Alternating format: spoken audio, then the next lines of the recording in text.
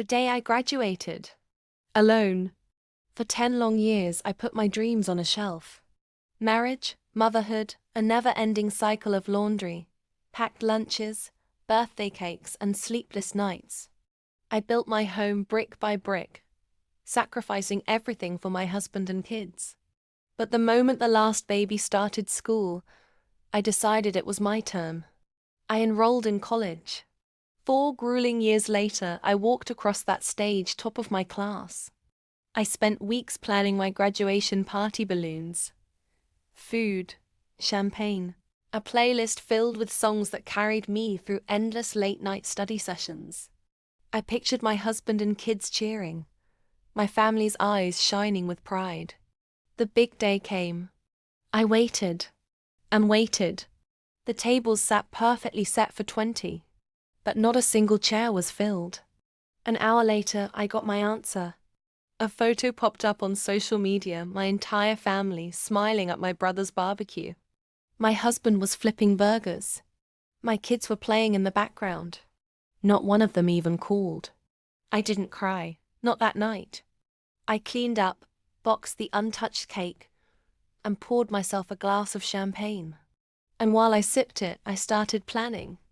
The next morning, I hired an event company not to throw a new party, but to recreate one. I paid for actors to fill my living room, holding glasses, laughing, posing for pictures with me. I posted the photos online with the caption, "Last night was magical." So many came to celebrate this special milestone. I'll never forget it.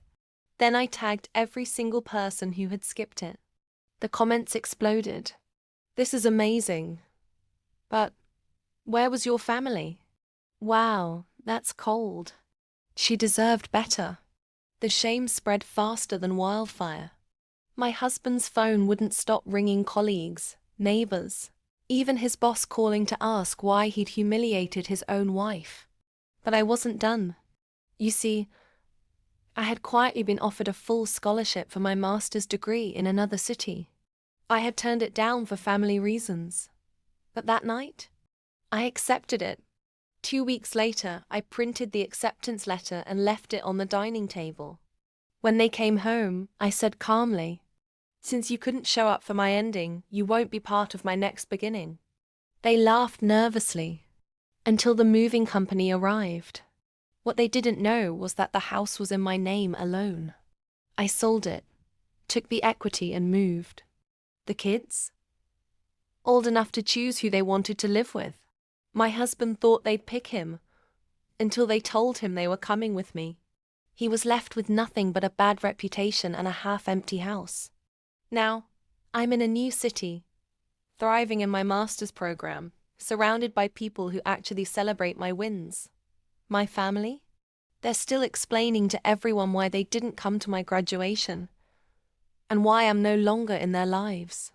If this story gave you goosebumps, subscribe now. I've got more jaw-dropping revenge tales that will leave you speechless. The next one will hit even harder.